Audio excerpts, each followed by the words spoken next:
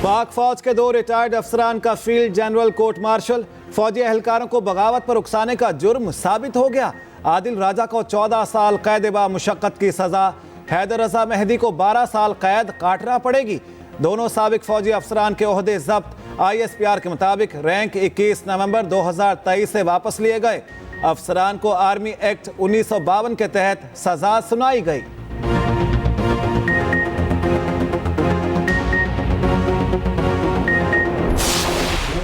से आज तक मुसलसल जो मेरे खिलाफ या हमारी पार्टी के खिलाफ जो सिलसिला चलता रहा है सजाओं का, वो कुछ ही देर पहले खत्म हुआ है। और बिला वजह, या तो हो ना कोई वजह हो तो फिर तो ठीक है, बिला वजह वो मुझे भी समझ नहीं आती कि वजह क्या है।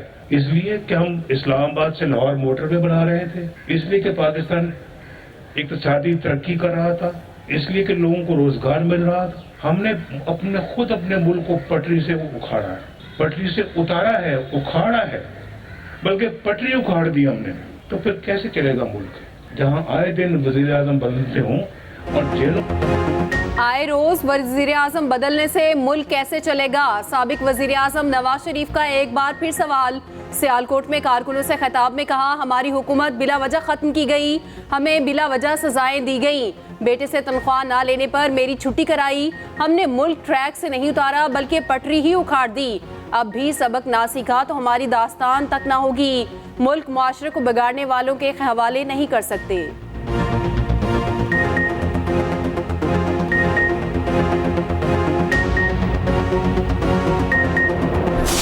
जब मैंने असेंबली में कहा कि मेरा कायद आएगा, उसको मिटाने वाले मिट गए। ये हमारी तारीख का हिस्सा है। और जब मैं ये कह रहा था कि मेरा कायद वापस आएगा, वो गुमान नहीं था, वो यकीन था। आप चौथी दफा वजीर आजम बने 8 फरवरी को, और पाकिस्तान इंशाअल्लाह ताला एक नए सफर का आगाज करे। 8 फरवरी को नवाज शरीफ चौथी बार वजीर आजम बनेंगे। एक बार फिर फतह हमारी होगी।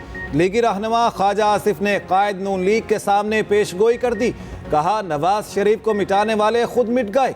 नवाज शरीफ जलावतन हुए कारकुनों ने मुश्किल वक्त बर्दाश्त किया। चेयरमैन PTI से रफाकत रखने वाले हर शख्स को परेशानी का सामना करना पड़ा।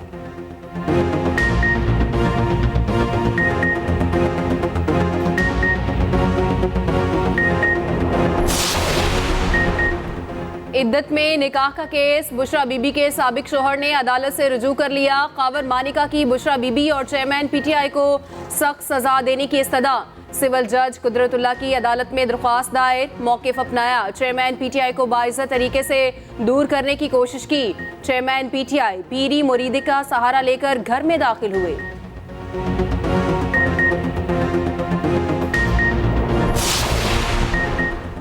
सदर मुमलिकत को ओहदे से हटाने की दरख्वास्त सुप्रीम कोर्ट में दायर।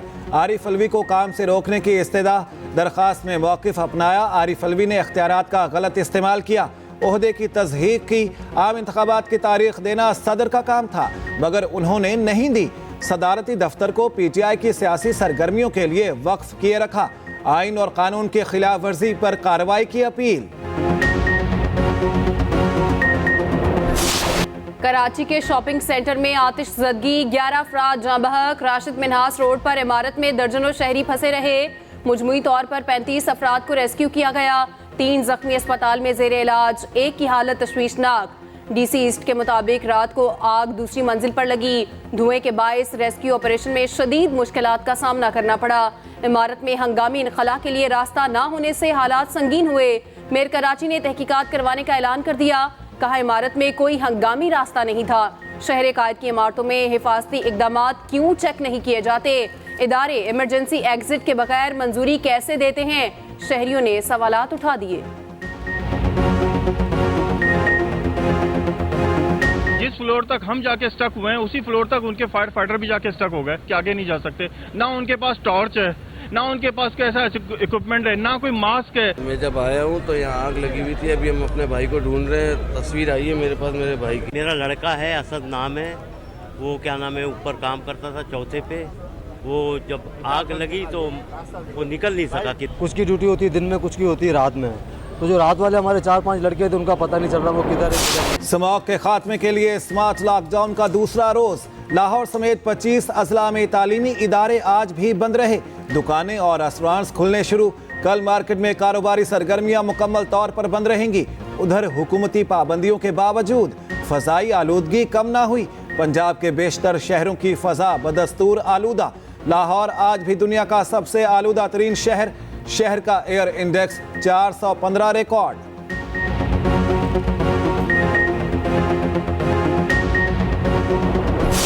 इलेक्शन का तल्लक है इंशाअल्लाह ताला, अल्लाह को मंजूर हुआ। हम हमेशा पहले भी 60, 61, 62 से नॉमिनेशन देते थे, जो अब 54, 55 और 56 हो गए हैं और 2 हलकों में लड़ते थे।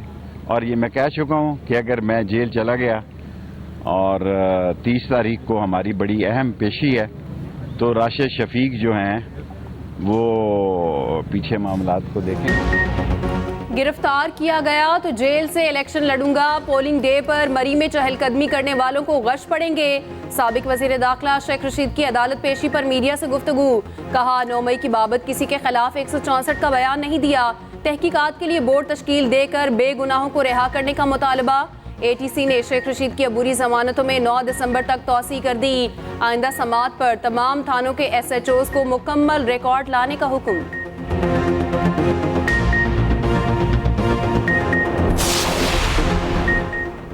दो 2018 के इंतखाबात डील के तहत हुए।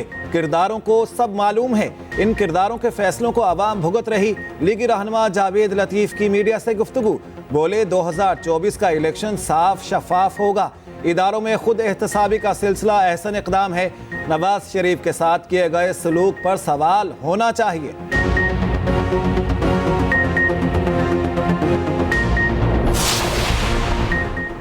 मरियम औरंगजेब के नाकाबिले जमानत वारंट गिरफ्तारी जारी। इदारों के खिलाफ इश्तियाल अंगेज गुफ्तगू केस की समात। इंसदाद दहशतगर्दी अदालत ने अदम पेशी पर वारंट जारी किए। मियां जावेद लतीफ समेत दीगर को 9 दिसंबर को पेश होने की हिदायत।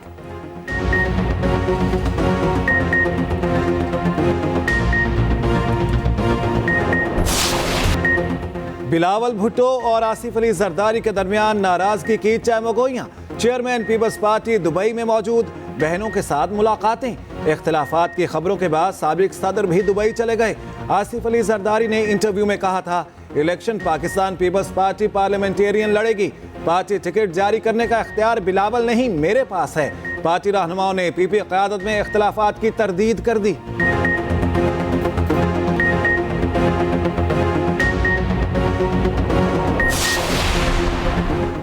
मेयर कराची ने शेरपाओ कॉलोनी में स्पोर्ट्स कॉम्प्लेक्स का इफ्तिताह कर दिया। मीडिया से गुफ्तगू में कहा, आने वाला वक्त कराची के अवाम के लिए बेहतर होगा। पीपल्स पार्टी को काम ना करने का ताना देने वाले तरक्याती मंसूबे देखें। शहर कायद के गली मोहल्लों को बेहतर करने का वादा कर डाला।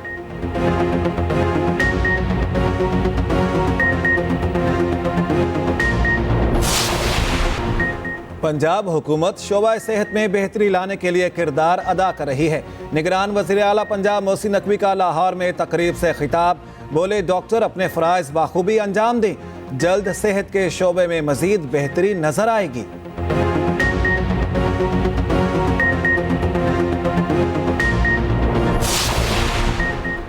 गैर कानूनी गैर मुल्कियों का इनखला जारी। गुज़श्ता रोज़ 1925 अफगान बाशिंदे वापस गए। 135 गाड़ियों पर 516 ख़ानदान रवाना हुए। मजमूई तौर पर 2.5 लाख से ज़ायद गैर मुल्की वापस जा चुके। गैर कानूनी तारिकीन वतन के इनखला से मुल्की मईशत पर मस्बत असरात मुरतब होने लगे।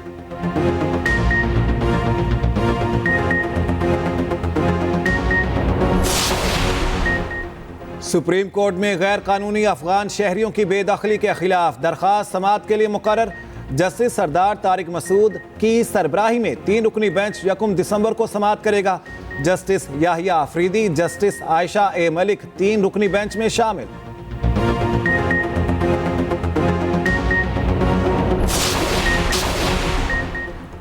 दौरा ऑस्ट्रेलिया के लिए कौमी टीम का तरबियती कैंप जारी। रावलपिंडी स्टेडियम में खिलाड़ियों ने जी भर के मशक की। तीसरे रोज सिनेरियो मैच खेले जा रहे हैं। मोहम्मद वसीम जूनियर ने भी कैंप ज्वाइन कर लिया।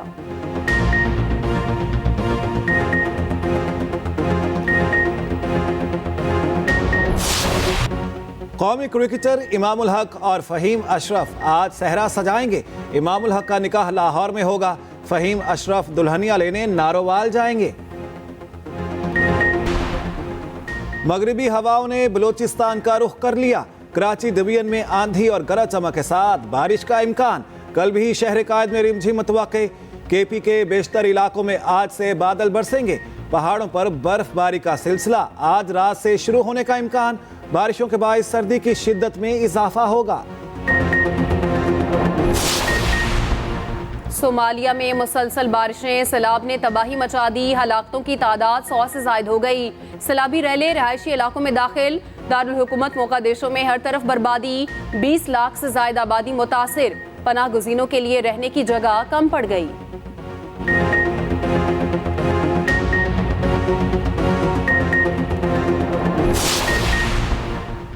आलमी मार्केट में खाम तेल मजीद सस्ता। खाम तेल की कीमतों में 1% से जायद कमी रिकॉर्ड। बरतानवी ब्रेंट की कीमत $80.58 फी बैरल हो गई। अमरीकी खाम तेल के सौदे $75.54 फी बैरल तय हुए।